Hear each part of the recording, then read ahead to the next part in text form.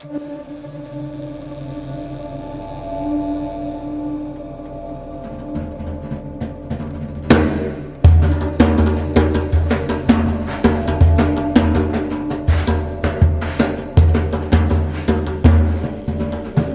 there, it's Lacey J, here to ask you to go to spacebearmedia.com right now to access all our content, buy yourself some merch, and most importantly, send us a message, a question, fan mail, even hate mail. We'll respond on YouTube. Also, please remember to rate and review the podcast on your favorite app or share it with someone you know who loves Lost. Hello, everybody. Welcome back. It's Lost in My 40s, Season 5, Episode 6. It's called 316. It's a Jack episode, and it's a Ben episode. But first, Benjamin, remind us, please, what our power rankings... but first, hello. How's everybody doing? Yeah, straight to business. Great. Straight to business. Yeah. I'm ahead of myself today. Sorry.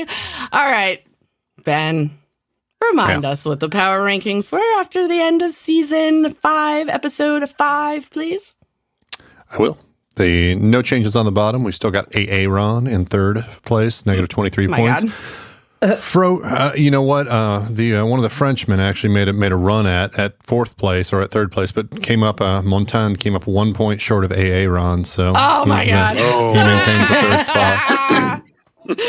Oh, no.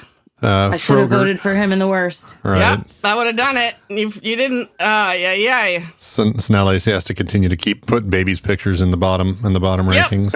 Yep. All right. Second place, Frogert, negative 29 points. No change there. God rest his soul.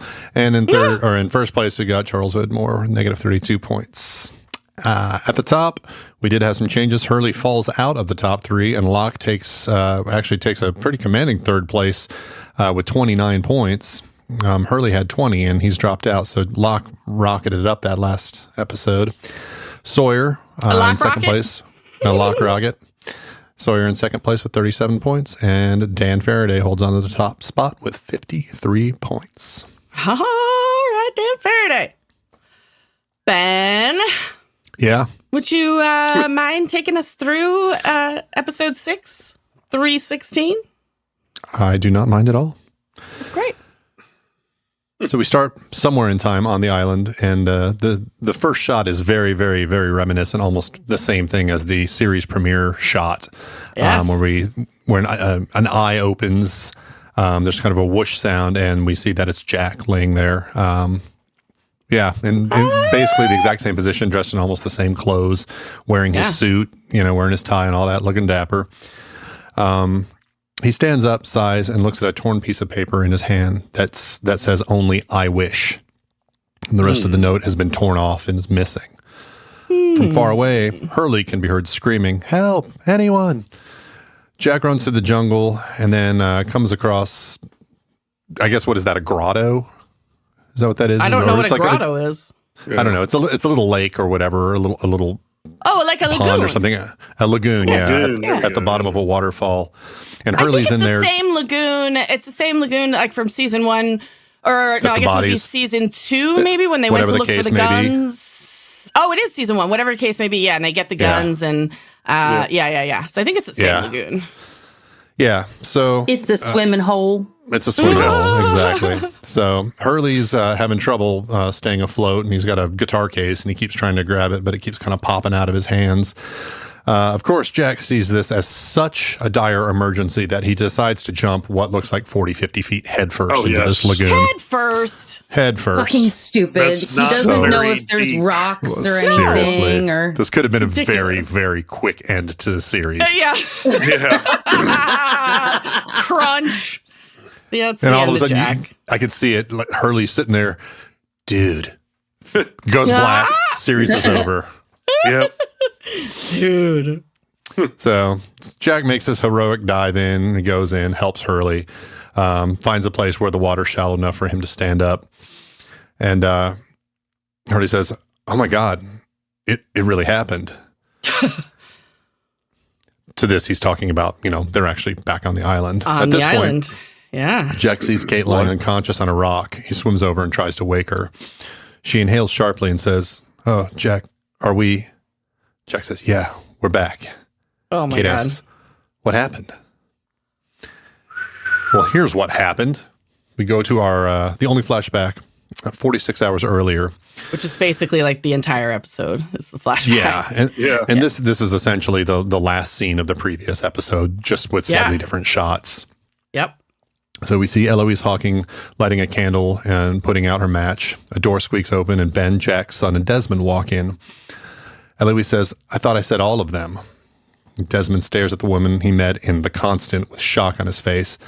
When Ben says, "Well, this is the best I could do on short notice." So Eloise replies, and this is the same line that ended the last episode. "Well, I guess it'll have to do for now. All right, let's get started." It started. They walk to the back of the church through another door, down a spiral staircase, and through a dim stone hallway to a door with a Dharma logo. Eloise opens the It door. has and it has what looks like, I thought it was a lighthouse at first, but then she tells you the name of the station and you find out it's a lamppost. Spoiler. Damn it. It's like a one paragraph spoiler. Yeah. Eloise opens the door, and inside the room is a loud whooshing of the Foucault pendulum in the center of the room. There's a clicking Which we noise. all know a lot about. And we do Thanks to now. Lacey's Thanks, podcast. Lacey. There's a clicking noise, which Jack looks towards, and we see a panel with a series of coordinates changing its numbers. They all inspect the map on the floor over which the pendulum is swinging. Son sees a chalkboard with a photograph on the island on it, marked with some writing on the bathroom. Sorry.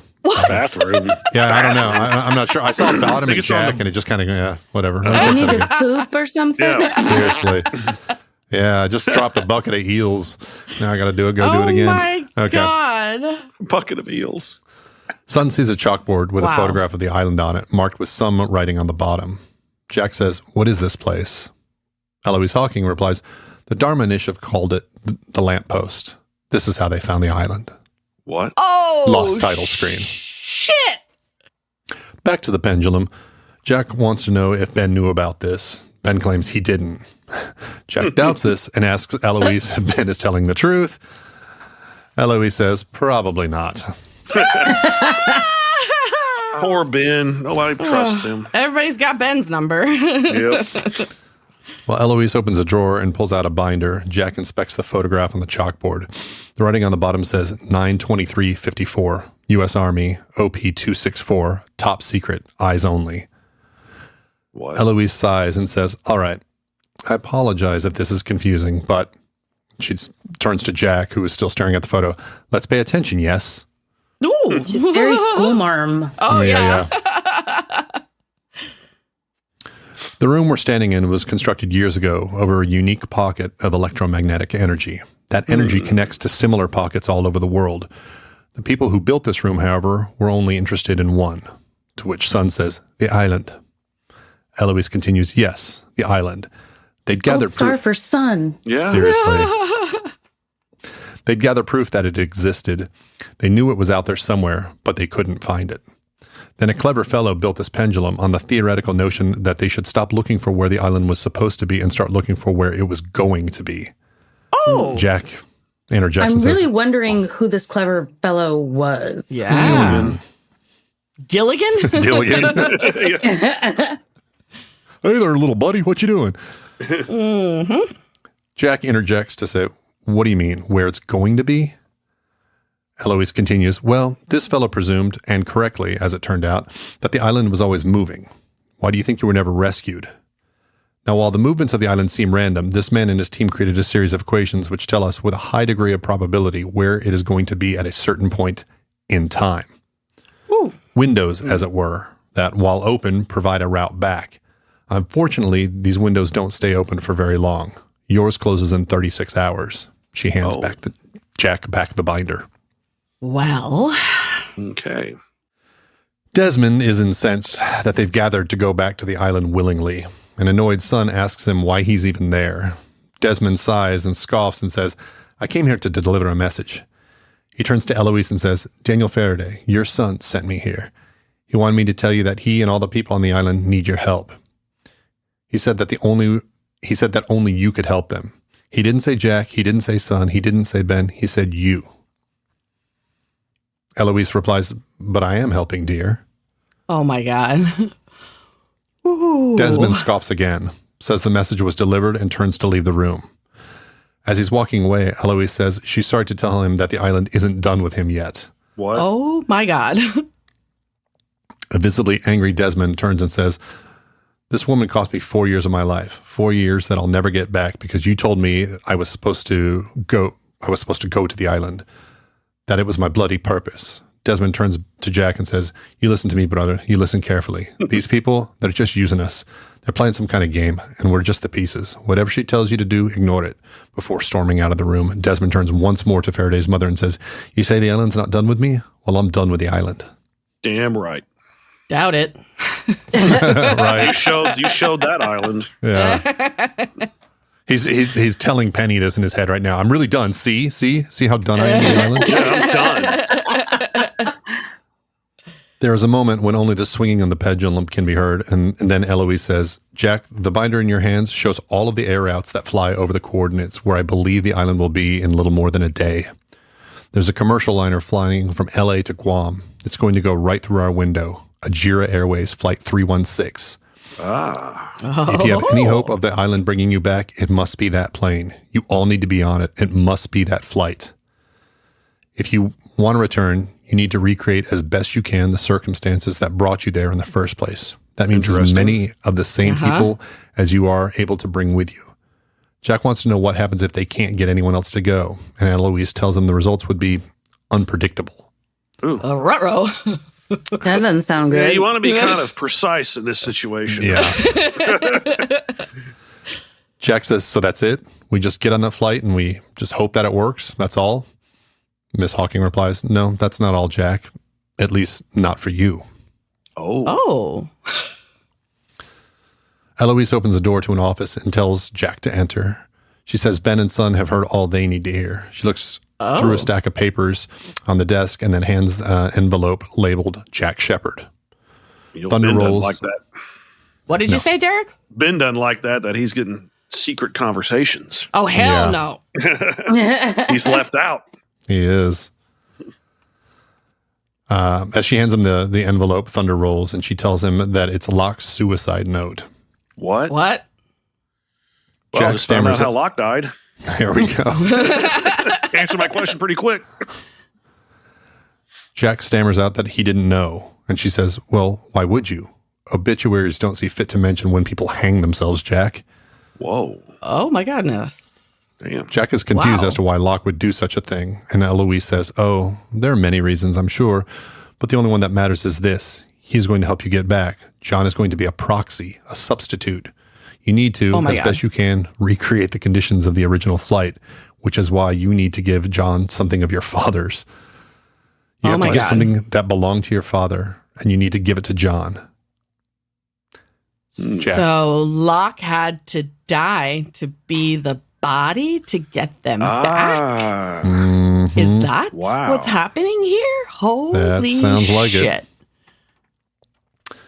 Jack thinks this is ridiculous.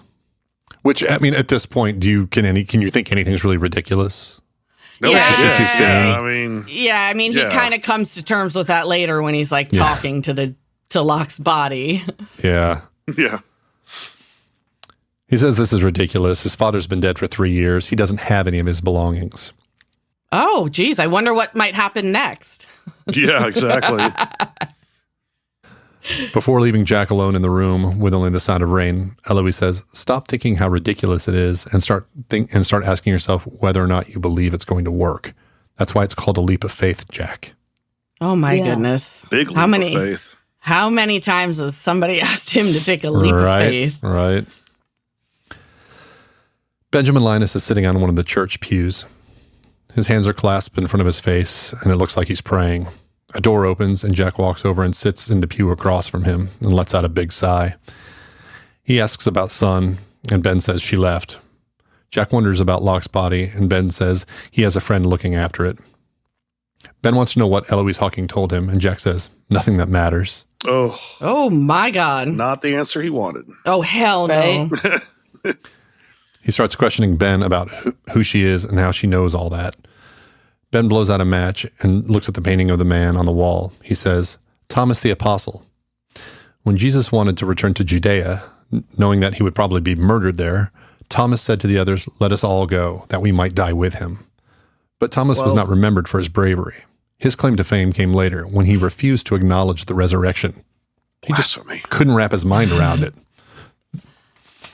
The story goes that he needed to touch Jesus' wounds to be convinced. Jack wonders if Thomas was convinced, and Ben says, of course he was. We're all convinced sooner or later, Jack. Are we? Before leaving, Ben tells Jack he's going to tie up some loose ends, a promise that he made to an old friend, and then see him at the airport. Once alone, Jack looks at the painting and shakes his head. I did not do the fun facts on Thomas the Apostle. I was wondering if that was going to be your fun fact. I knew somebody touching was Jesus' holes. I About know, Thomas oh my the God. Train. Yeah. I knew somebody was thinking it. I considered it, but Ben basically goes mostly into Thomas the Apostle right now. Yeah. And I thought it would just turn into me bitching about religion, so I didn't pick it. Yeah, most likely. Yeah. The word stupid would be uttered at least 3 or 4 times. Possibly, yeah. And next scene, we see Jack sitting at a bar. A piano plays jazz as the cell phone rings, and Jack answers. He says, hello. Yeah, this is him. He did what? I thought for sure he was going to be drinking tequila and tonic. That was tequila and club, wasn't it? And what she was drinking? No, I think it was tonic. Was it Yeah, tequila and tequila and tonic? tonic. That's right. TNT. Yeah, that's why Christy hated her for a whole fucking Yeah, season. yeah. That's right. How That's dare not the she? whole reason why I hated her. I drink tequila Okay. and soda. All right. Jack is now walking with a nurse who says, this is the 4th time he's left. He's got to follow the rules or have to come to our fully assisted facility. Jack says he understands as they walk into a room with a magician doing a trick with a rabbit. Jack approaches an old man sitting in the back row and says, hey, Ray, want to get out of here? The old man replies, the sooner the better. Sooner the better, sonny boy. So I guess the fully assisted facility is where they can lock the old people in. I Yeah. guess so. Guess so. Some of you got to lock in. Yeah. Yeah, but Ray doesn't look like he's lost his No, he's not. faculties. No, he doesn't have have to be in the memory unit or anything. Right. The men are now walking down a hallway. Jack asks him why he ran away this time. Ray thinks that should be obvious since anywhere would be better than this place. They step inside Ray's bedroom, and Jack notices a packed suitcase on the bed. Ray says one of these days he's actually going to get away. Wow. Jack chuckles and says, let me help you unpack, Granddad. What? Oh. Granddad. Convenient. Granddad. Well, he showed up out of nowhere. Wonder why. Yeah, he did. They'd bring this character in randomly. They really do. Jack is unpacking while his grandfather asks about the pretty girl with all the freckles. Oh. Jack says her name is Kate, and they aren't together anymore. So that's their Jack way of Hill. letting us know. Oh, Jack's been visiting this guy the whole time. Yeah, You just didn't know exactly. it. Right. Yeah. Jack tells Ray that he might be going away for a while. When his grandfather asks where away is, Jack says, somewhere better than here. His grandpa replies, touche. Yeah. Okay. I like Ray. Yeah.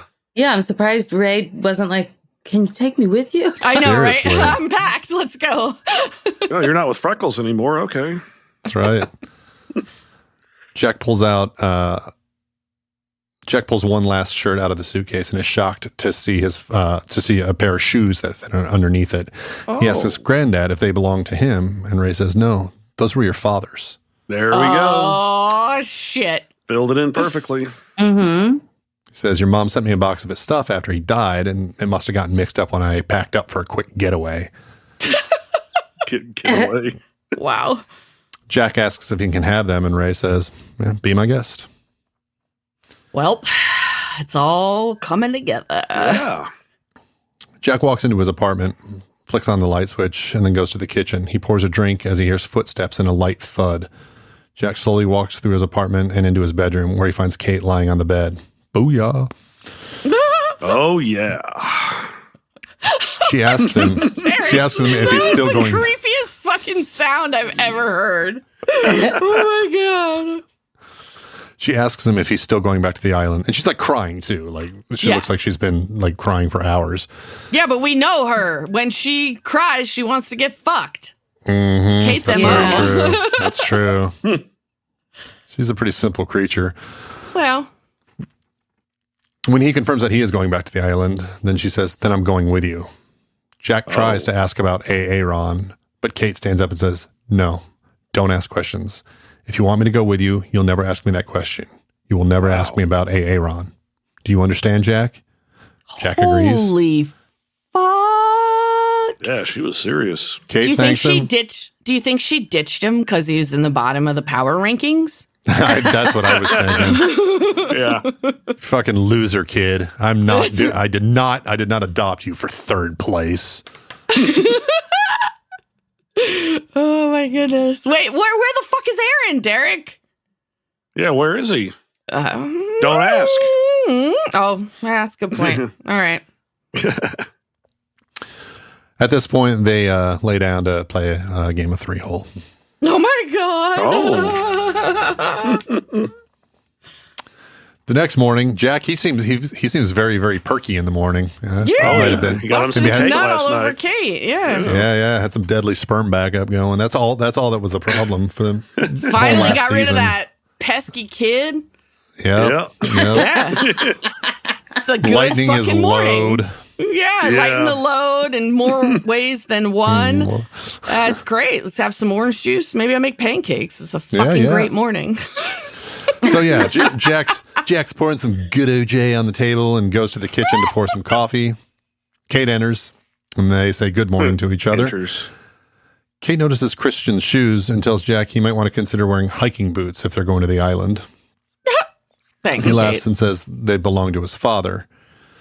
He tells her that when he picked his father up in Sydney, he didn't have any nice shoes, so he put some old white tennis shoes on his body. At the time, he didn't think his father was worth a nice pair of shoes. Damn.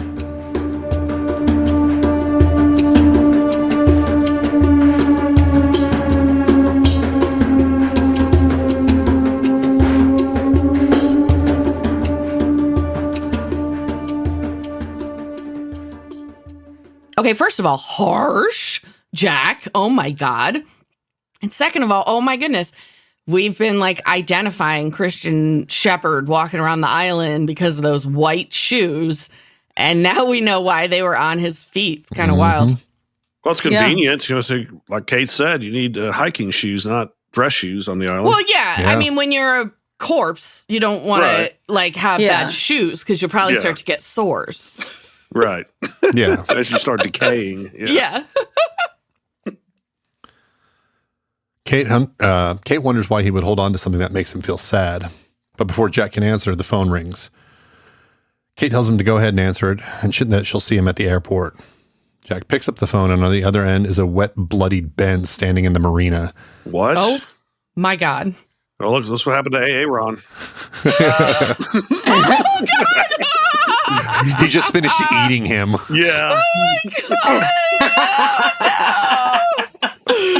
Oh, shit. I stole the baby. It's a cannibal. He says, listen, we don't have much time. I've been sidetracked, and I need you to pick up Locke's body and take it to the airport. Sidetracked. Coffin is at Simon's Butcher Shop, corner of Grand and Hayes. Jack wants to know what happened, but Ben says, just do it, please. Looks like he just took A-Aron to the butcher shop. Yeah, right. Baby. Yeah. Jack is now outside of Simon's Butcher Shop. The lights are off, and he doesn't see anyone inside. He tries the door, but it's locked. He knocks, and Jill comes out from the back. She opens the door, and Jack says, Ben sent me so we could fetch a pail of water. What? Oh, God. Funny. Jill says she wants to know who he is and takes him to the refrigerated room. She says she's going to pull the van around back. Jack walks through the room and finds John's casket. This has got to break so many fucking food safety rules. Yeah. Oh, okay. yeah. Okay. Like if, OSHA can like walk in at any time and just take 10 steps back to your butcher shop and find a casket with a human body in it. I feel like this is not a good hiding spot. Like I get that it's cold, But you did nothing to disguise that you have a body in the back of your butcher shop. Jill, this place what are you doing? makes me think that if an OSHA or food safety expert came in there, that they'd be the next one in the casket. Like this place is not on the level. Yeah.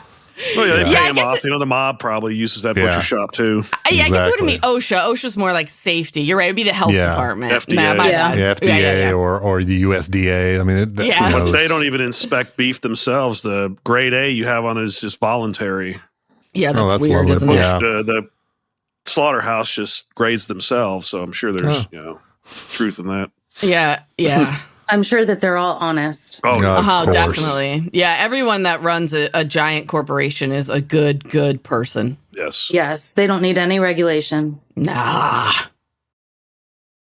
Jack walks through the room and finds John's casket, and he sighs and sets the bag down. He opens the coffin, takes off Locke's shoes, and starts chuckling as he puts them on Locke's feet. He says, "Wherever you are, John, you must be laughing your ass off that I'm actually doing this, because this is even crazier than you were." I love this scene. This scene is Yep, it's a good so scene. fucking great. It's like Locke finally wins, but he's dead. Yeah. Damn it. Be fun if they like pan up and he's smiling. He's got the Locke grin. Yeah.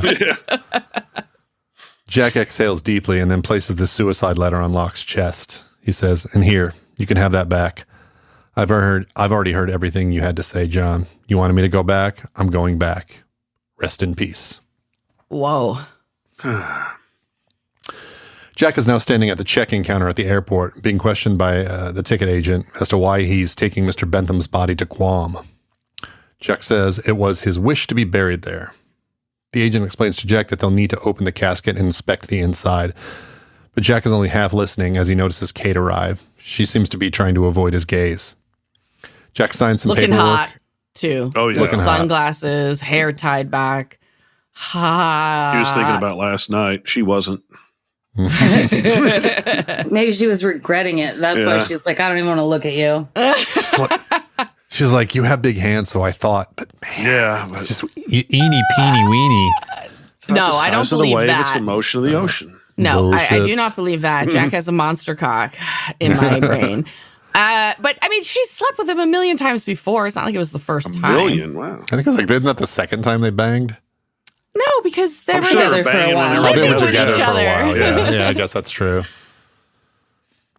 So Jack signs some paperwork, and the agent says, "Thank you for flying Ajira Air." As Jack leaves the counter, the man behind him says he's sorry that Jack lost his friend. Now, this is interesting, right? Because we're supposed to be recreating conditions. And remember, before the flight, he had an interaction with Ana Lucia talking about losing his father. And now he like bumps into this guy who ends up on the plane.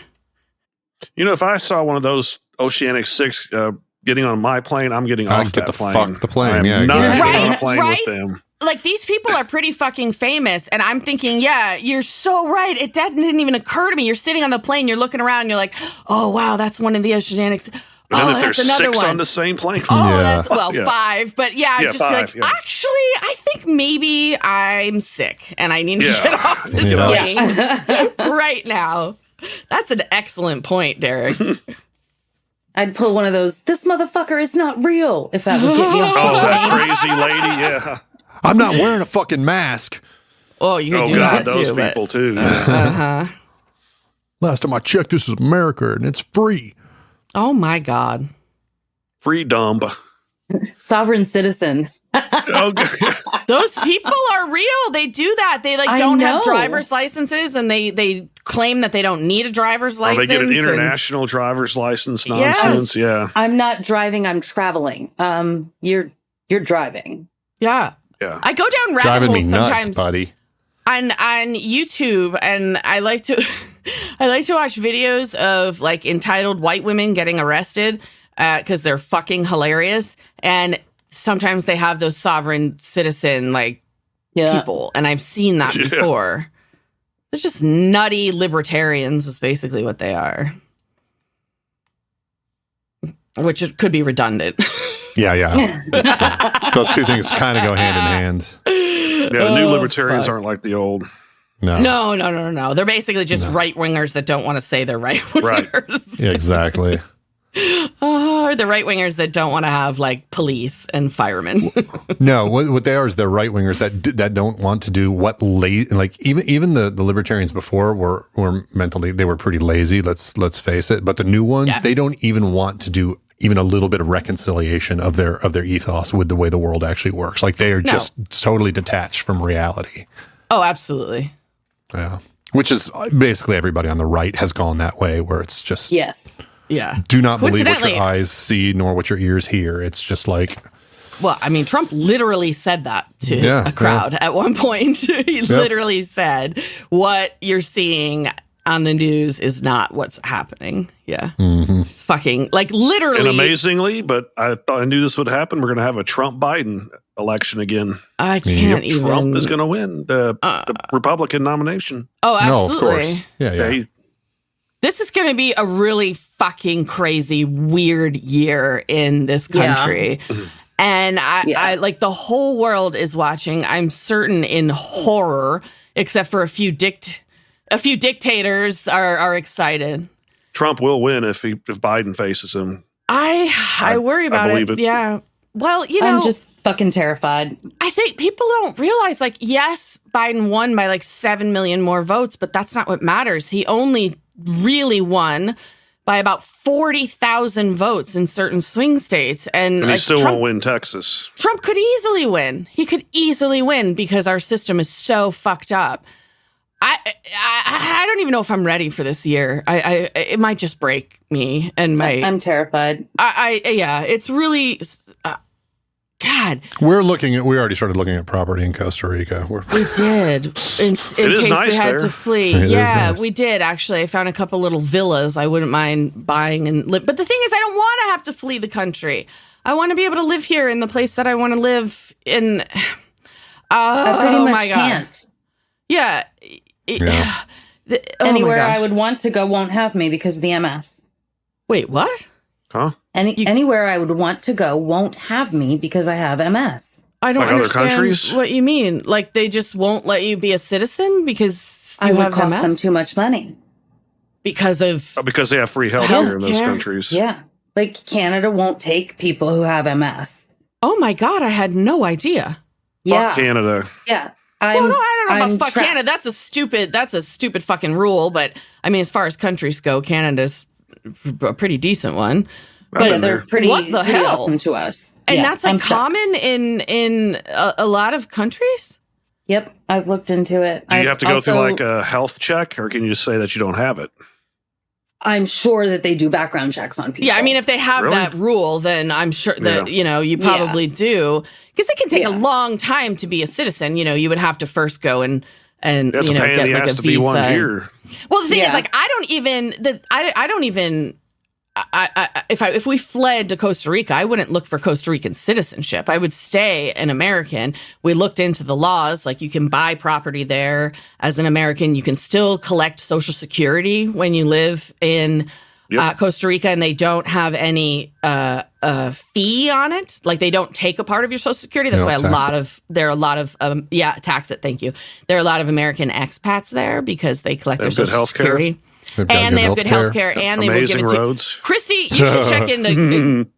Well, the roads are hilariously bad. Oh, I know. I wish we could have videoed when me and Ben got stuck. They have actual like caverns in them. It's unreal.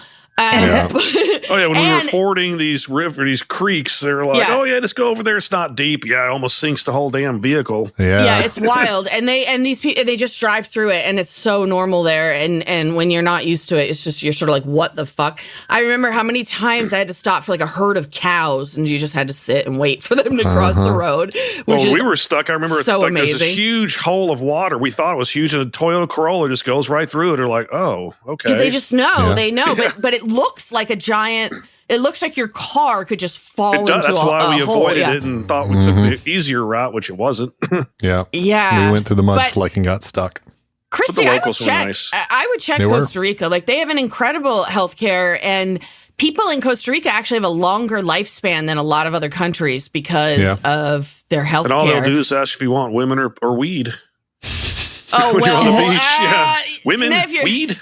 if you're living there, then you're probably not going to get that. The worst crime they stuff, warned us about was pickpocketing, or don't leave shit in your car, they'll break in and steal it, which is much less than here. When I was there and we rented a car for 10 days and drove around the country, it was fucking amazing. And Costa Ricans are amazing. But one of the things we were told by the tour group when they gave us the car is they were like, if you get pulled over by the police and they try to get you to just give them cash, whatever you do not agree to that, because if you do, they will radio and you will get pulled over constantly. Like they'll talk to each other and you will get pulled over and then you'll be expected to give cash. So apparently there's a little corruption in the police, shocker. But like overall, I think it's a pretty fucking great country. And now I'm going to Google it, Christy. I'm going to find out if you can have their health care. So then when we buy a villa, we can bring you there. That'd be cool. I might be joining y'all too.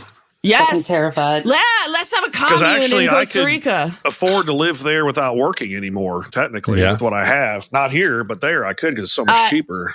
Yeah, to retire. So we looked into this too. To live in Costa Rica comfortably. Now, of course, comfortably is subjective.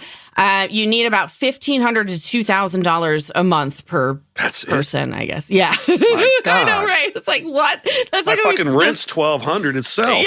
Yeah. So I mean, it's an option, even like just talking about retirement. But yeah, I mean, we were considering if we had to flee the country that we might go to Costa Rica. I've been searching like cheapest places to live outside the U.S. Isn't that something that we're all fucking, oh my God. I've even looked into like possible ancestry immigration, but like I called my grandfather and I'm like, when did your grandfather immigrate here? He was like, no, it was my great grandfather. And that's too far removed. Yeah. I'm eligible for Lithuanian citizenship because of my family and World War II. And so that's another option for us. If I got the citizenship, we could live in the EU. But the thing is, in Costa Rica, like it's just so much cheaper and the quality of life is so great. And for me, like I'm almost through school and I'm learning medical billing and coding, and I researched this as well. And there are people that live all over the world, and you just do billing remotely, and it's apparently pretty common. And so I could actually even work for an American company. Well, the internet, you can do it anywhere in the world that has a decent connection. Yeah. So we've actually considered it. We have a lot of international listeners, guys. Look, this is what we're fucking going through in this country right now. There are two types of people: the insane, maggot, rabid freaks, and the rest of us who are terrified.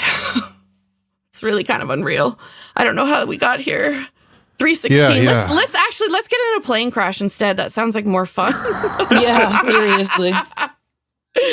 Ben, do you have any idea where we were? Yes, I know exactly where we were. We were. Jack just took his ticket, and somebody behind him said, "I'm sorry to hear about your friend, that you lost your friend." Right. That's where we were. Anna Lucia and then something else. Yeah. Son approaches Jack, and they say hello. She thinks he looks surprised to see her, and Jack says he thought maybe she'd change her mind. She says, if there's even a chance that Jenna is alive, I have to be on that plane. A woman's voice makes a PA announcement about removing personal items through security. As Saeed can be seen being brought to the airport. And so it looks like he's in handcuffs. What? And is being escorted by... is it a marshal? A marshal or something like that. Yeah, it looks like it. So that recreates Kate. Yep. Indeed. Yep. The woman shows her badge to the security guard. He opens up a rope gate and lets them pass. Jack and Son both stare wide-eyed. What the fuck has been going on? Yeah, what happened to I don't know. Saeed here? The fuck? And why would the authorities be taking him to Guam? Yeah. Well, I mean, Guam is it said it had a final destination and that they were just flying to or over Guam or stopping in Guam. Oh, yeah, they weren't going to Guam. Well, no, they were stopping in Guam. They were stopping. Yeah, they were stopping there, but then going somewhere else. Okay. Yeah. Hurley is at gate 15, reading a Spanish comic book. A woman's voice on the PA says that Ajira Flight Airways 316 has plenty of open seats for those on standby. Hurley runs up to the counter and says, "There's a huge military base, American military base on Guam. Yeah, maybe he's a prisoner in that regard. That could be true too. He'd go to Guantanamo Bay. Yeah. Yes, unless he was in military custody and being transferred somewhere else without being like in prison. That could be a possibility. Maybe they're sending him back to Iraq. Oh yeah, he could just be getting deported. Maybe. Yeah. Anyway, sorry, Ben. It's Tangent Wednesday. Yeah. As always, sorry. So Hurley says, "Wait, what do you mean standby? There's no standbys." She tells him there are 78 open seats on the plane, and he says, "No, I bought those seats, all 78 of them. I'm Hugo Reyes. They're not open. They're mine. Check and see." Hurley. The agent is confused as to why Hurley would want to prevent people from getting to Guam. He tells her it doesn't matter, and they can take the next plane. It doesn't matter. I'm trying to save lives, bitch. Well, see, I thought he bought like all of the seats, but we found out he doesn't. Well, I guess he snatched up the rest, but some people had already bought them. Well, yeah, because true, it was only like 36 hours in advance. So right, it's a lot of open seats. Yeah, it is. Yeah, I'm sure maybe Guam's not the most happening place to be flying to. Yeah. Well, we might talk about that later. Oh, about Guam? I guess we're going to find out a little bit about Guam, huh? Guam. It's a possibility. Jack sees Hurley and asks him how he knew about the flight. Hurley says all that matters is that he's here. Jack chuckles and says he's glad he is. They board the plane, and the flight attendant tells Jack he's in row 8 on the left.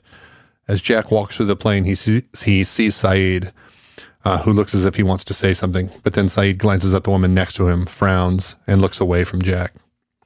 Jack sees Sun next, who is holding Jin's ring in her hands. Jack sees Kate, who is keeping her head low and looking away. He says, "You made it." What's going on with her? What? Yeah, why is she? She'd be an afterglow. Yeah.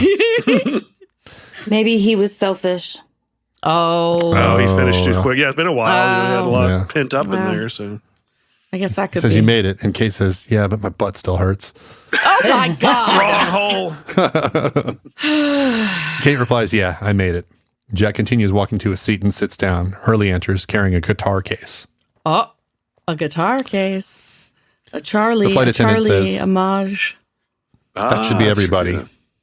Just as a bloodied and beaten Ben with his arm in his sling boards the plane. What happened to him? Whoa. Hurley jumps up and says, "Wait, what's he doing here? No one told me he was going to be here." Ben says, "Who told you to be here, Hugo?" Oh. Who did? The flight attendant checks in on the issue, but Jack calms down the situation. The flight attendant asks him if he's Jack Shepard in 8C. He says yes, and she hands him Locke's suicide note saying, "Security found this while screening your cargo." If I was the flight attendant, I'd be walking off that plane too. Seriously, nobody is noticing this? Well, one person notices it. We'll get to that. But everyone takes their seats. Ben asks about the envelope, but Jack ignores him, looks around the cabin of the plane and says, "And the other people on this plane, what's going to happen to them?" Ben replies, "Who cares?" Fucking asshole. No, I love it. I love it. I love it, Ben. I do too. Ben, he's on a mission. He knows what he's got to do. And you know what? Sometimes collateral damage. Yep, there you go. Yeah. That's what happens. I cannot help but loving him. Jet engines start whirring, and then the plane starts to move down the runway. We see shots of Jack in the plane as it takes off. We see more shots of the group in the plane flying. The fasten seatbelt light goes out with a ding. Jack gets up and goes to the next seat next to Kate. Yeah. He says it's crazy that they're on the same plane as Hurley and Saeed and asks, "How did they end up here?" Mile High Club. Kate says they bought a ticket. They bought a ticket? Yes, they bought a ticket. I love it. That was a very Ben response there. Yes. Yeah, it really was. Jack thinks it must mean something that they're all together again, but Kate says, "We're on the same plane, Jack. Doesn't make us together." Oh, whoa! What is the deal? Yeah, she is. Man, he did not take her. She's looking forward to Sawyer. Yeah, seriously. Yeah, that's why she's going back. Is for Sawyer. Yep. I would imagine. Yeah, she went after Jack earlier, and when she couldn't get Jack, she went and fucked Sawyer. So she's definitely all about placing her she fear, wants what her all she that doesn't stuff. have. She wants what she doesn't have. I think is maybe part of Kate. That's part of the running. You know, Yep. she never settles. I don't think it matters who it is. Yep. She's always got that run in her. Could be me. Yeah. Could be you.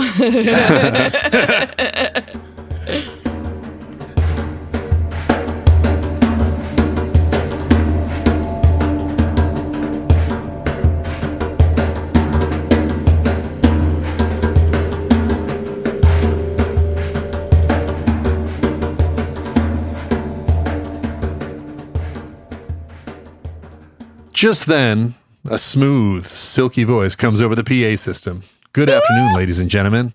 Welcome to Ajira Air. This is your captain, Frank J. Lapidus. What? Oh, shit. And on behalf of the entire flight crew, welcome aboard. Currently, we're right on schedule, flying at a very comfortable 30,000 feet. So sit back, relax, and enjoy the in-flight movie. Ruh-roh. Jack gets up and tells the flight attendant that he needs to speak to the pilot, that they're old friends. She calls back to Lapidus and tells him, and Lapidus comes out of the cockpit. He's clean shaven and says, "Well, hello, Doc. Small world. What are you going to do in Guam?" A serious face Jack says, "What are you doing here, Frank?" Flying a plane. Yeah. She says, "Well, I picked up this gig about 8 months ago. I fly this route all the time. Sometimes I take the big birds into New Delhi." But as he's saying this, he looks around and notices Saeed and Hurley sitting next to in first class and says, "Wait a second. We're not going to Guam, are we?" He knows. He knows. I fucking love it. Yep. He just takes it because he in looks stride. at everybody. Yeah, he looks at everyone's face. He's like, "Oh shit!" That's what Ben said when we watched it. He was like, "He's such a bro." It's like, no, like, oh fuck, I got to turn around. Oh shit, Or I just got to maybe save go everybody. a little He's off course, you know. All right. Nope, he's taking them in. I guess we're not going to Guam. The ultimate wingman. Yep. Oh, that was a lot. That was a complex joke right there. It was. Yeah. It was. The plane is flying at night, and Ben is reading a book. Jack asks, It's funny. They put the plane is flying through the air at night. Well, where else would it be flying? I know. I did not write. I did not read it that way. You know what? Yeah, you know what? You write the fucking outlines. I don't care. Yes, it was obvious. The boat was in the water. The plane was in the air. Got it. Yes. Jack asks Ben, "How can you read?" And Ben replies, "My mother taught me." Oh my god! Yes. Oh my god! Yeah, that's a liar died too. when he was born. That's true. Yep, a hilarious lie. That sounds like He also Ben. tells Jack Still funny, that reading. He also tells Jack that reading is better than waiting for something to happen. Jack wonders what is going to happen, and Ben says, "You tell me, Jack. You're the one that got to stay after school with Miss Hawking." I knew it. Ooh, can't let it I was go. eating at him. Oh, it's been the whole time. That's how he got bloody. He just beat himself. What did she say to him in that office? "You're so stupid, Ben. You're so stupid." Come on, Ben. Puts the lotion on its skin. Oh my god. Jack wonders if Ben knew that Locke killed himself, and Ben says he didn't. Jack says, "They found this stuffed in his pocket, and I've been trying to get rid of it, but it's like it's following me." I know it sounds crazy, but it feels like John needs me to read it. Well, Ben wonders why Jack hasn't read it, and guesses that it's because he's afraid the note will say that it's Jack's fault that Locke killed himself. oh my gosh. I mean, essentially it does. Yeah. But we'll get there. Yep. He tells Jack he's going to give him some privacy and heads to the bathroom. Jack looks at the letter and opens it. "Jack, I wish you had believed me. JL is all it says." Whoa. It's like the ultimate "I told you so." Yeah. Yep. Okay, yeah, I know. Well, and yeah, it really fucking is, because if Jack had just listened and not spoken to the people on the freighter, none of this would have happened, and Locke wouldn't have had to sacrifice himself, and he would be leading the others like he always Living the dreamed dream. of. Mm-hmm. Yeah. So yeah, he essentially does say, "This is all your fault," which, yeah, how do you? Damn it, Jack, you fucked it up. There's nothing you can do. I mean, if you send a message from the grave, there's nothing the person receiving it can do to ever Locke rectify got the any of last it. word there. Sure, yeah, yeah. exactly. Upon reading this, Jack looks like he's going to cry just as the lights flicker and there's some turbulence. Here we the go. Fasten seatbelt sight comes on, and Hurley looks at the man who is behind Jack in line and says, "Dude, you might want to fasten your seatbelt." Oh my god! You're in for a ride, dude. I'm wondering if this dude is like gonna play a part later on. I'm thinking that because it's out of the blue. He's there. Yeah. Yeah. He doesn't have the face of a. He's got the face of somebody who's going to be involved, right? Yeah, he's going to be a red shirt. Yeah. Stay tuned. He's not a Scott or a Steve. To next week. That question is answered immediately. Cool. In episode 7. The plane starts to shake more violently. Lights flicker. Objects start falling out of the overhead compartments, which all these overhead compartments must have shitty locks. Why is that? That has to be a Hollywood thing. And a flight attendant, when that's happening, would not be putting shit back in there for it to fall they'd be back sitting out. the fuck down. Well, she gets punished at the end. Okay. It must be one of those Boeing airplanes with Alaska Air. Oh my god. 757 Max 787 Max 8. I got to fly on Monday for work, and most of the flights, and if I take Alaska usually, and most of the flights were those 787s, and I was like, nope, I'm flying fucking Delta this time, I think. They'll respect them. It'll be fine, Yeah. It's crazy how that came off. I didn't even know planes had that door plug thing, but it's just so that they can just manufacture all the same, and then the airline. Yeah, they just forgot to put it in there, right? It wasn't in there, and that's why it was the door in there, popped but off? they just must have been sealed all the way because the pressure. No, it was they didn't put the bolts on it or something like that. I think. How the fuck happened. Do you forget to put bolts on an airplane? I don't know. I don't know. Well, I've watched every air disaster show ever made, and there's so many things that people do to. A lot of shit has to fuck up for a plane to crash, but it happens. Yeah, I feel like they have to know who did that. I'm sure it's regulated who's putting stuff on what, but so that person is lucky that they didn't kill an entire plane full of people. And luckily no one was sitting right in that next seat. Right there, and didn't get sucked up. They could have been sucked. Now, I always leave my seatbelt on. I never take it off when I'm seated. When I was a kid, I didn't care, but with planes coming apart, I'm going to try to remain inside of it. Oh, that's a really good point. Yeah. I always keep it on, but I just do it because I guess I just do what I'm told on an airplane. Because that seems to make sense. They'll turn it off if it's smooth, but there's that clear air turbulence where the plane will drop 100 feet and then you end up in the overhead, banging your head. Yeah, so you just leave it on all the time. Yeah. Yep. I imagine the experience of having your clothes ripped off of your body has got to be weird. That's what happened to that little kid. Oh, I know. And it's cold as fuck up there. It's 50 below. And crying just reading the interview that the mom had given. It was so terrifying. I didn't see that, but I can't even imagine how scary that would be. I hope to never kick back, know. Relax. All of a sudden, bam! There you go. Steam fills the air, and everything gets sucked out. That's not held down. Mm-hmm. Yep. Fuck, that's scary. Luckily, they weren't at 38,000 feet. They were only at 20. 15, so the pressure difference wasn't 15. The pressure difference wasn't as bad. Oh, the higher up, it probably would have had a much bigger. The plane hole. could have come apart. That would fuck up the plane up big time. That big of a hole. Oh my god! That big of a hole at that speed. You're going to start losing pieces. And luckily, it was behind the wing and not in front of the wing because that could also cause a problem. Yep. Can I just tell you that big of a hole at that speed means you're going to lose pieces? Sounds hot. Mm-hmm. Yeah, there you go. Well, it would actually be it'd be very cold. Yeah, it would be. You know what I mean. Yep. All right. Shall we have enough time to get busy on the way down? So anyway, we've got objects falling out of the poorly designed and built overhead compartments. A bright light starts shining, and we hear the familiar magnetic buzzing. Here we go. The light and noise grow more intense until the screen is completely white and the noise stops. And somewhere in there, that stewardess gets flung against the fucking wall. Hurled to the bulkhead of the right, man. I mean, she's dead. We're going to talk first. We're going to talk a little more about her in the power rankings because I also had a reaction to that. Yeah. Oh. Made me mad.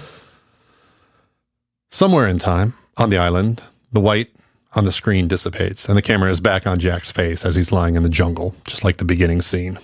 We rewatch that opening scene in sort of a rapid summary, all the way through him jumping into the, head first from 50 or 60 feet. How deep is the water? You don't know. Yep. Rescuing Hurley, who probably actually didn't need to be rescued when it comes down to it. He probably would have figured that out. Yeah, I think so too. And Kate says, "What happened?" This time, the scene continues. Jack says, "I don't know. After that light, I woke up in the jungle. Do either of you remember crashing?"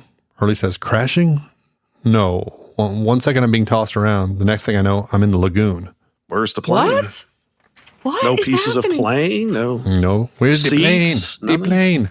They were all buckled to their seats too, so technically. Well, Kate what do you wonders think where happened? Sun- If they just more magically arrived, Derek? What do you think went down? I think that's what happened. They just got taken off the plane, but the plane's still going. Kind of like the time warp thing that they do. Where the other people see them just disappear. Mm-hmm. So maybe they were sucked into a different time, and that's why they. Yeah. Well, I mean, when they crashed because the machine had gotten did something that up, broke right? the plane apart. Yeah. Yeah. So in this case, it's sort of just kind of plucking them out. Right. Saying you belong here. Just them too, which is interesting. At least we'll see. what we think right now. Yeah. Hopefully, I'm hoping they grab Lapidus too, because we need some Frank. Yes. Well, you will find out who is where/when more next week. Cool. Kate wonders where Sun, Saeed, and Ben are. Jack thinks they should split up and search the jungle, just as a very new-looking Dharma microbus comes zooming their way. Oh, Dharma Lady my by God. Geronimo Jackson is playing on the radio. As the van slows to a stop, Hurley says, "Dude."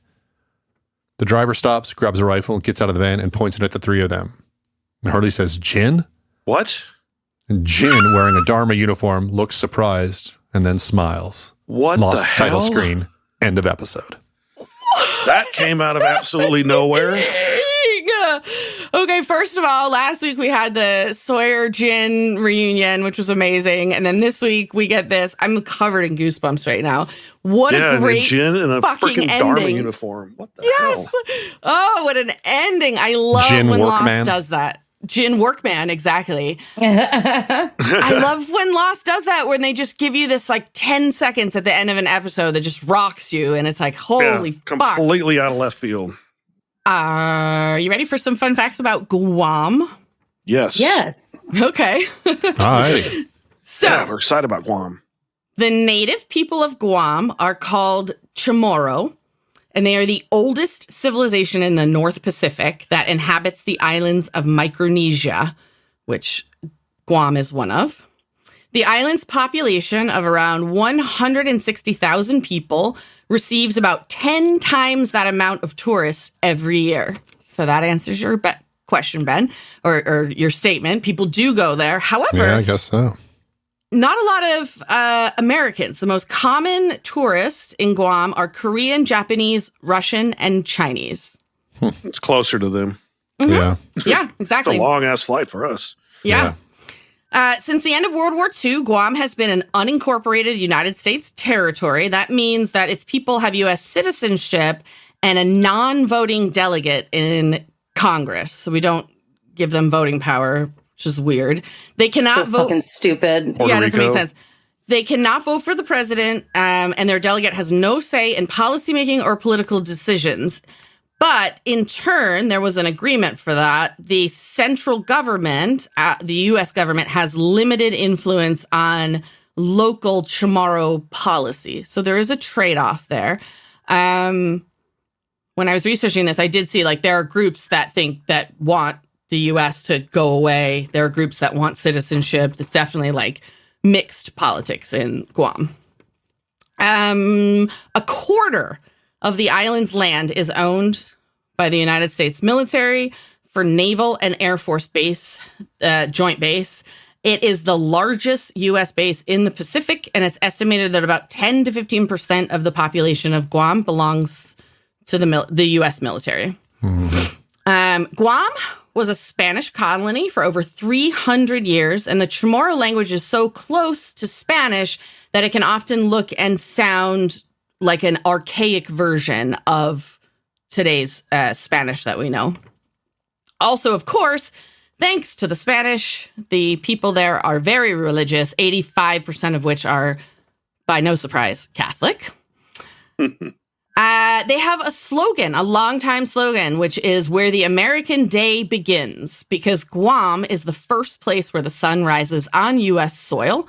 This means that Guam is about 14 hours ahead of U.S. East Coast time.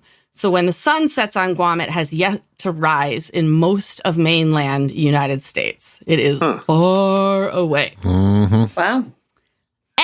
Here's a fun fact. I thought this title belonged to the Hawaiians, but in fact, Guam has the highest per capita consumption of Spam. They fucking love it. That makes sense. However, their local cuisine typically consists of barbecued meats, coconut, ceviche-style recipes, like seafood and stuff, and lots of fruit. This is a fun fact I thought Ben and Derek would really appreciate. It's the last one. Guam is a great spot for diving because it has something very unique. 2 shipwrecks stacked on top of each other, sunken during 2 different wars that are only 10 minutes from the port in relatively shallow waters. The first ship was a German SMS Cormoran? Does that make sense? Cormoran. Cormoran. Thank you. See, I knew you guys would know. Which sank during World War I when the captain of the ship, who had been living in Guam for 2 years before the U.S. declared war on Germany, decided to sink it himself. He didn't go down with the ship? This is the only hostile encounter between the U.S. and German forces during the Pacific campaign of the war. Is that amazing? It was mostly Japan. Right, of course. And so it was just coincidentally that this German person was living in Guam. Okay, so the other ship is called the Tokai Maru. It's a Japanese passenger cargo ship that was sunk in by a U.S. submarine in August 1943. So cool. I guess if we ever go to Guam, we should go diving around those ships. That would be pretty cool. How'd the people get there? How the people, what people? How the original Guam people get there? Oh, you know what? They got on one of those outriggers and just like all of Micronesia, it was all just people jumping from island to island, crazy, sailing. Yeah. The just distances they covered. Island hopping. Mm-hmm. They told the Vikings here, hold my beer, because like they shit. The fucking distances they covered are incredible. And the islands are very small, a lot of them. Yeah. So how they didn't miss them? They probably did. They were like master navigators. Yeah, and you have to imagine like this migration happened over thousands tens of thousands of years, right? Went to one island. I would guess, if your population got too much, you went and hopped to another island. Yeah. And it probably happened over time. But yeah, that's exactly how they got there. Yeah. The Pacific Islands are really fascinating, beautiful places. And the ocean is freaking huge. Yeah, and the cultures are interesting. And I'm sort of embarrassed to say why I know about a lot of them. But it's the same reason for Christy, because I used to watch Survivor all the time, and they always were in islands in the South Pacific because that just sort of like made sense for the show. And, they teach you about the like local people or whatever, but you're embarrassed that you used to watch Survivor? I don't know, because I only watched the first season and that was it. I think I'm not, because I feel like the years that I watched it, it really was about like the physical, mental, like competition in the game. Somewhere along the line, when reality TV became what it is now, it was just all about hot people doing hot things. Yeah. And that's what it is now. And I feel like if I say I was a fan of Survivor, it might sound like I liked that, but I liked the earlier seasons. What I liked about it was them backstabbing each other and, plotting. I always liked that. Yeah. Yeah. It was fun. That's the fun part about it. Fun to watch the game. I mean, it was essentially, it was a game and it was a mind game. And that kind of part was fun. But I just got tired of it when it was just like, oh, everyone looks exactly the same. You're all, just thin, hot out of Abercrombie and Fitch ad or something. Yes, exactly. That is exactly what I'm talking about. There. All right, guys. What are we doing next? Best and worst moments? How about that? Derek, what did you think of 316? The best moment was when they were on the plane and the turbulence starts and they end up back on the island. That was a good scene. I was like, all right, we're back. And I also like that Hurley bought 78 seats. I know. Yay for Hurley. That's Look it up. I bought those seats. Yes. I'm Hugo Reyes. Yes. It really wasn't too many worse moments. I just thought the flight attendant was kind of a bitch. It's kind of shitty. I hated her too. Christy, what about your best and worst? So I'm going to start with my worst moment. For me, and I know you guys fucking loved this, but for me, it was when Jack said, what about the other people on the plane? What's going to happen to them? And Ben said, who cares? Yes. So because you're morally good. The three of us, yes, you are deranged, and we can't help but love that scene. Well, I think that my best moment might change your mind of whether or not I'm morally good. You're chaotic good. How about that? What's your best? So for me, the best moment was not actually shown. But for me, knowing that Ben had gone into the bathroom right before the crash happened, I would like to think that he was thrown around the fucking toilet with all the Charlie toilet water during the first crash. Exactly like Charlie. Yeah. You're right. Exactly. So for me, that was the best moment. He kind of showed up a little bit like Charlie, sort of metaphorically. Charlie showed up. He was a mess. He was trying to do heroin in the bathroom. And Ben shows up. He's a mess because he was beat up and he was in the bathroom. The similarities are there. That was A-Aron's blood. You never know. The kid put up quite a fight. Yeah. Jill is one sick bitch. And those sausages she's selling ain't sausage. Oh, my God. From a pig. Ben, what were your best and worst? My favorite moment was just when Lapidus says, "We're not going to Guam, are we?" Yeah. I think the worst, there's two things. One of them was like Jack's headfirst dive into the lagoon or whatever. Yeah, it was horrible. Just dumb. The other thing, I'm just going to call this out, was it's not necessarily the scene, but it's the entire workplace design of the pendulum room.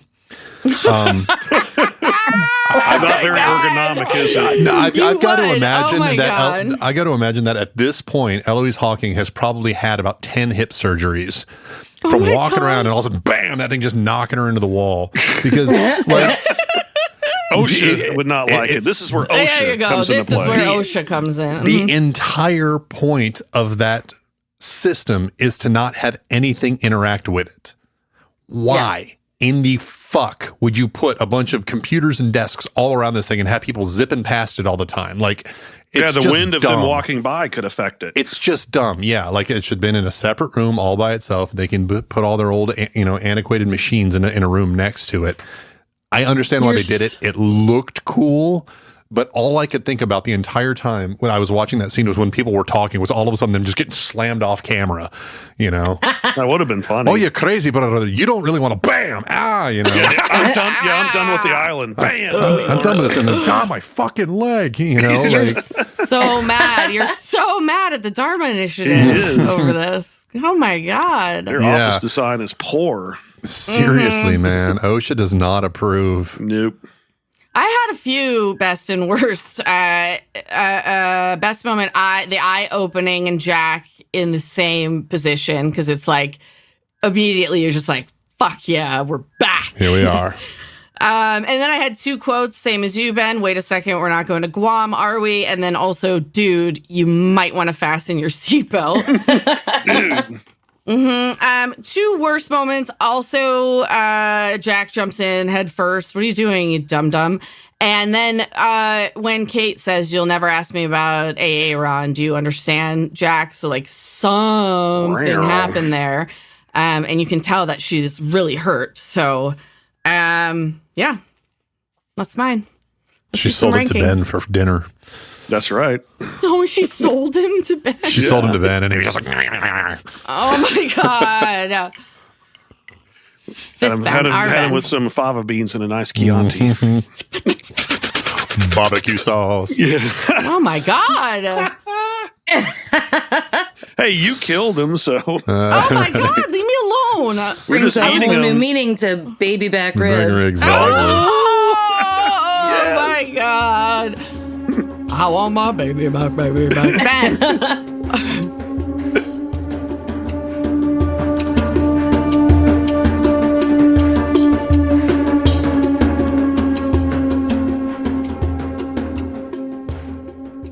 barbecue sauce. Look, tell us what your power rankings look like, please. Mine? Mm-hmm. All right. Let's see. My power rankings didn't really have a whole lot of folks. Like, there was no third or second worst. I've got Kate as worst in this episode. Whoa. What? It's okay because I fuck her too, so I sort of make up for it. But rage fuck. She's just pulling her bullshit again, where she's just like, I'm just gonna be Kate, you know, like she fucks Jack that night, and the next morning she's all cagey and she's just weird. She don't know what happened Sawyer to her. On her mind. Yeah. Could be. We also don't know what happened, so then once I know what happened, I might regret this decision. But as of now, it sticks. All right. And for my best third place, I've got Eloise Hawking for honestly surviving that workplace as long as she has. She's got to have some. My guess is that she's got pretty good dexterity. She's probably quite nimble. Oh my god. Second place, I got Frank Lapidus because I'm glad he's back. And in the top spot, I've got Ben Linus because I want to know what the fuck happened to him. I love it when he says, "Who cares?" I love it when he says, "My mom taught me." Like everything he says is just so awful and terrible, and at the same time, amazing and awesome. I love how he described his bloody body as "I got sidetracked." I got sidetracked, exactly. All right. As far as fucking kill, I'm going to fuck both Kate and Son just because they're leaving the States. It might be my last time to be able to. And then I'm going to kill Jack. On a jet plane. Jack. You're killing Jack. Why? I'm going to kill Jack. You know, you want Kate to yourself, yeah. I'm killing him because he's the way that he's treating himself. You know, he's trying to kill himself already. Like he tried to jump in. He basically jumping off the cliff. Yeah, jumping off the cliff. He's got a suicide wish. I'm just kind of helping him realize it. That's it. So you're like Dr. Kevorkian, assisted suicide. I am. I don't think he had a suicide wish. I think it was a stupid thing to do. But all right, you can kill him if you want. That's right. The game. Derek, what about you? Well, I didn't have any worst this episode. I mean, I guess I could have put that flight attendant, but I'm sure you're going to take care of her. My third best was Eloise, because like Ben says, she's nimble and survived that horrible workplace environment.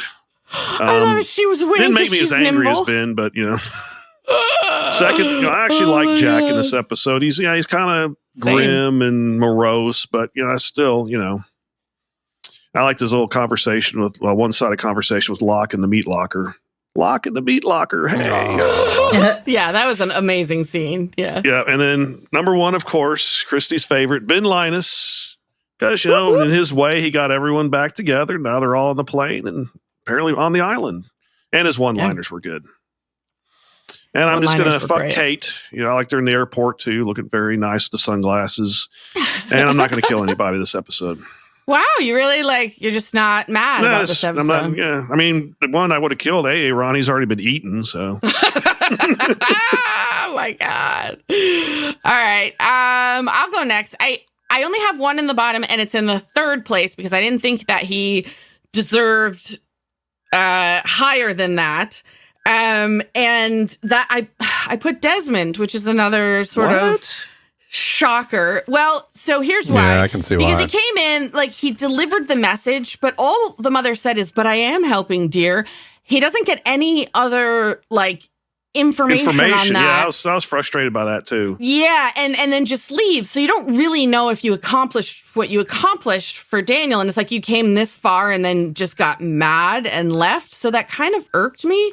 Yeah. But I put him third worst. I didn't have a second or first worst because I just wasn't really mad at anybody or annoyed like that. Just irritated, yeah. I will get to my kill though, obviously. At the top, I had Jack in as third best. I forgive the head first dive. I put him there because he finally found a way to believe, and it got them back to the island. Yeah. All right. Second best, I had Ben Linus because this man sets a goal and he fucking follows through. And even if he gets his ass kicked. Even if he gets sidetracked. And I can't wait to find out what that was. However, I put Eloise Hawking above Benjamin Linus because she clearly has an edge on him. She was able to take Jack into private. And although Ben Linus didn't like it, he didn't fucking challenge it. He just bitched about it, which means Eloise Hawking has some sort of authority over Ben, even if it's perceived, not like, official. But he seems to back off from her, which made me think I should put her in the top. I am fucking Lapidus because, of course, you're not going to Guam. And I'm going to kill this stupid fucking flight attendant because how were you not secured in your seat when the plane is shaking like that? You are seriously futzing with the luggage? I was wondering why you hated her so much. I've never seen that. That's completely against their thing. I mean, the pilot tells them to sit down. Yes, they'll announce when we have turbulence, we have to remain seated so we can't do cabin service. Yeah, we won't be doing beverage service. Right. She should have been buckled in, and it just bugged the shit out of me. Not as much as the lamppost floor plan made Ben angry, but it still made me angry. Angry. It makes me angry. I'm angry again just thinking about it now. Just thinking about that pendulum randomly smashing into people. But the flight attendant, she got her head smashed into the side of the plane. So yeah. All right, Christy. Besides, in the immortal words of Ben, who cares? Right. Could have been like that Hawaiian Air flight in the 80s where a flight attendant got sucked out of the top of the plane. What? Yikes. Yeah, it was the whole top of the plane just unzipped from the first class section. Just disappeared. And they were of course, at cruising altitude, so she was sucked out. It was big in the 80s, late 80s. Wow. Yeah. Scary Did they ever find her facts body? From Derek. No. It was over the ocean, I assume. Probably. Oh, yeah, because they were over the ocean somewhere, so she was shark bait. Yeah, she just decomposed. What a horrible fall, though. God, 38,000 feet. That's a Wouldn't you be unconscious, though? You will, but you'll regain it. You'll regain consciousness. No, if you hit the water at that speed and we're talking about the fall. During the fall. 38,000 is a long way to fall. That's what they said about Lockerbie is some people actually survived briefly on the ground. They regained consciousness after it blew up and got to the lower altitude. Okay, so what you're telling me is the last moments of this woman's life, she was probably conscious. Realizing the roof was coming off, getting sucked out, being unconscious, regaining consciousness as she is hurling to the ocean about 200 miles an hour, probably. To the ocean where she'll be crushed on impact, probably. Yeah. Holy fuck. I know. There's been some horrible ways to die. Different scenario. But I can think of way worse ways than that. That would be quick at least. Caleb showed me a video, and oh no, was it 2 girls, 1 cup? No. Oh God, no. But it was a group of people who were parachuting, skydiving. And oh my God. There was one guy who was out on the wing, and he had so much jump experience and so much experience being out side of the airplane. So he was out holding onto the airplane and videotaping them all jumping. And then he lets go. And then he realized that he didn't have a fucking parachute on. Oh shit. Oh my God. How do you forget that? Why would he not have it on being outside the fucking plane? He's done it so many times. He just lapse of concentration. He's concentrating all the way down. Oh my God, I can't. Oh my God, I can't even. I've seen a video where the guy's parachute didn't fully open, but he landed in bushes and survived. But as the ground was coming up, he started screaming because I want to go skydiving. I will do it. I know the chances. I did bungee jumping. Christy's done skydiving. Yeah, you were there, Ben. That's right. Downtown. And y'all were telling me to jump, and I'm like, you're the pussies on the ground. It was 170. It's 170. Oh, I did jump. No, Ben didn't do it? No, it was Ben, Chris, and someone else. They were all done, stayed down. But when you're up 170 feet, it looks a lot higher than when you're on the ground. Yeah. It really does. Well, I looked down like, holy shit. Wow. But it was fun. It was awesome. I would still skydive, but that is horrifying to just imagine what went through his mind in the last moments of his life. Where like, I'm a fucking idiot. Yeah, there's no way you can stop it either. You know, it's not like, oh my goodness gracious. The panic. I'm feeling it. Like, you could see in the video that he was trying to get to other people who did have parachutes on, right? But then their parachute would let. Oh yeah, you're not going to be able to hold on. There's no way. Yeah, because you slow down. It's going to peel you off. Like yeah. I mean, they did in Point Break. Yeah, they're also talking to each other and like, "This is beautiful." It's like you don't hear. You can't hear anything. Right. There's air. All you hear is. No, you can hear. You skydove before? Yeah. She's done it twice, right? So the guy who was strapped to my back when we jumped, he, after, I don't know how many seconds, he said, "Are you okay?" Like he yelled it, obviously, but I was like, but he was strapped to you right by when your when ear. they're strapped to you, you can hear somebody. It's when you're like face to face with somebody, there's just too much. He's probably put his mouth right over your ear and screamed into it. Yeah. He just was like, you're just so quiet. And Are you okay, Christy? I was just, it was the most exhilarating and yet the most zen thing I've ever done in my life. And how high did you jump? Like how high were you when you jumped? I don't know. How long did it last? Like minutes? Yeah. I mean, I'd be fun. It's hard to, I bet, hard to know, right? Like, yeah, it is. I felt that zen feeling when we were up in the hot air balloon in Spain. And I felt that. Those things for some reason. It's so like calm and quiet. I mean, not, quiet. You hear the balloon firing every now and then, but when you're just floating, it's fascinating to be up there because you're so used to being like, if you're in a plane or something, there's so much noise, but there are moments of almost complete silence up there. And it's really cool. The other thing you don't really realize with hot air balloons is how fast you actually rise and fall in those fucking things.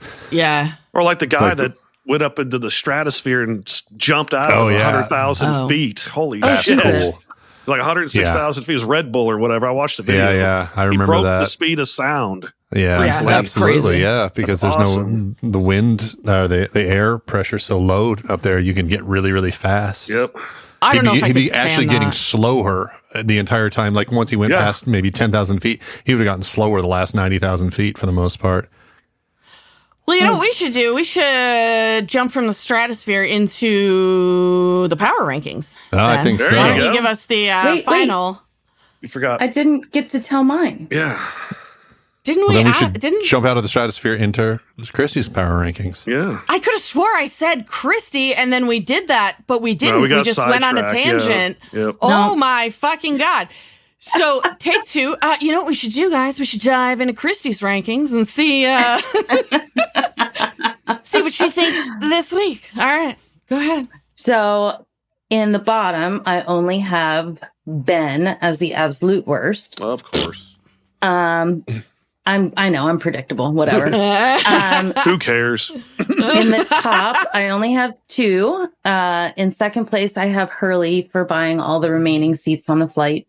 Yes. And then number 1, Lapidus. Yes. Lapidus.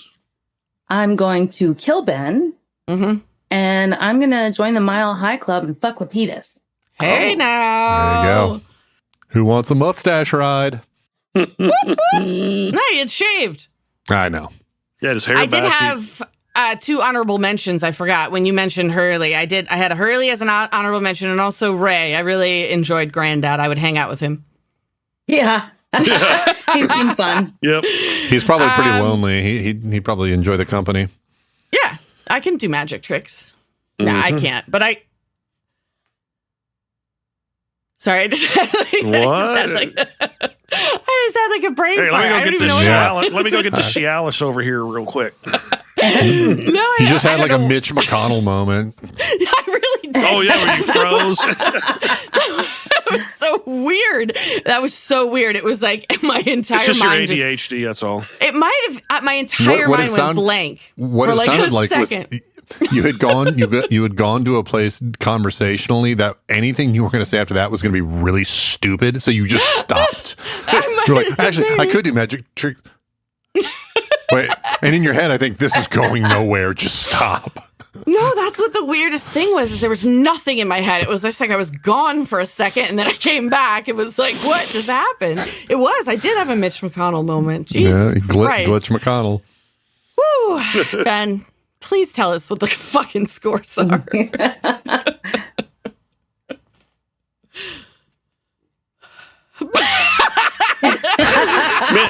Mitch. Oh, sorry. Oh my God. Sorry, everybody. Okay. We have once again for the second week in a row. We have no changes in the bottom three. We've still got A-Aron at negative 23 points, Frogurt with negative 29 points, and at the bottom Charles of Widmore with negative 32 points. There doesn't seem to be a lot of hate brewing in these last few episodes, which explains why things haven't changed much. This episode, so there haven't been any kids for us to hate. Yeah. or eat. Yeah. Oh my gosh! Yeah, but I just glanced at the top there, and it's all nothing's changed. Nothing's changed. Since nothing's last changed. Week Everything is exactly where it is. But I did check. Elsewhere. There are other things changing in third, fourth, fifth, sixth place, and things like that. So so there's some rumblings just there's below. There's some eddies and things going on beneath the surface. Remind us who the top three are really quick, and then tell us about the third, fourth, fifth place. Yeah, we got Locke in third place with 29 points, Sawyer in second place with 37, and Dan at 53 points. First place. And then the what rumblings? The rumblings? It sounded like it was something you wanted to tell us, so I asked. I mean, just some small things like Eloise Hawking moving up with 14 points, Ben Linus with 17 points. So there's a few other characters that are moving. Even though a lot of his points get canceled out. Yeah, he's sort of at a point where like it's sort of like an equilibrium. The up pressure and the down pressure are sort of equal on him right now, so he's not really moving any which way. So that's great. Yeah. We might have to start fucking him to get him moving up. I know, right? We're going to have to totally bore him out. Yeah. Okay. Alrighty then. Christy, what are your final impressions of season 5, episode 6, 316? It was okay. It was not one of my favorite episodes. It clearly got us from one point to another, which we needed to get to. Mm-hmm. But the middle part just wasn't terribly exciting to me. Okay. I can agree with that as well. And I think the whole, there were definitely exciting moments. There were a ton of great quotes. But I don't think, for me, the meat of the season, the point of the season wasn't being on the plane. It's what happens when it crashes. Yeah. And so or doesn't.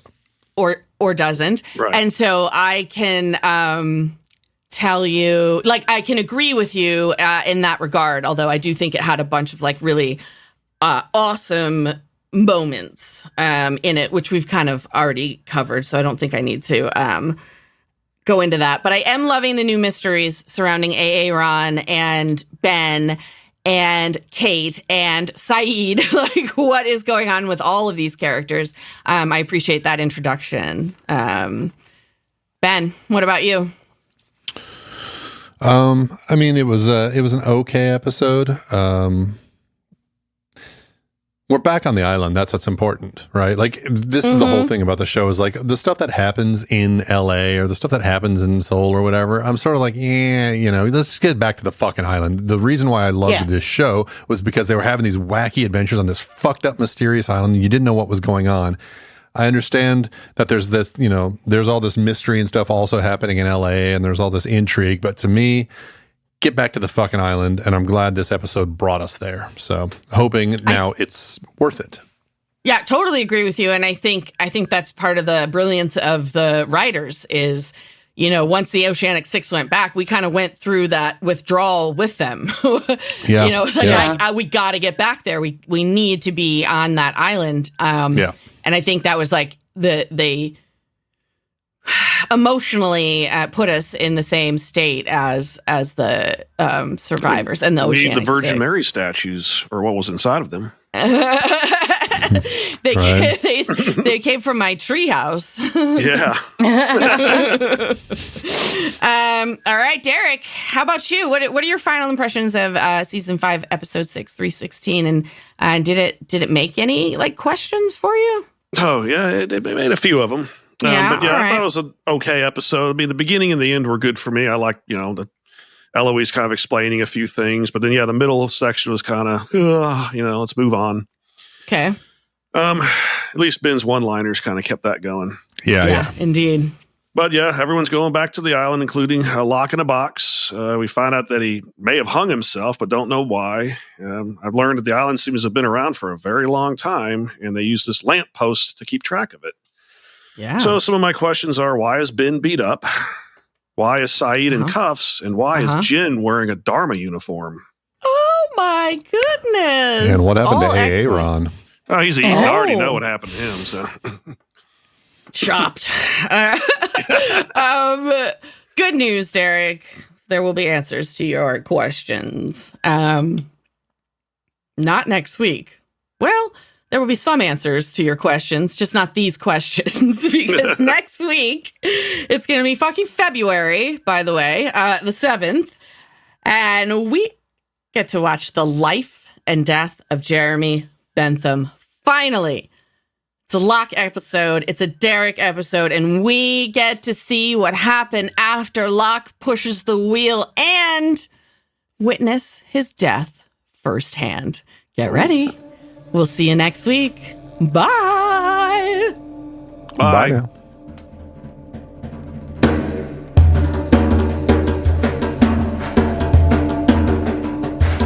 Lost in My 40s is a Space Bear Media production. Executive produced and edited by me, Lacey J. Sound engineering, editing, and original music by Benjamin Trimp. Like and follow Lost in My 40s on Facebook and SpaceBear_Media on Instagram and Threads. Plus, follow Space Bear Media on YouTube for extra video content. Or for everything in one place, go to SpaceBearMedia.com.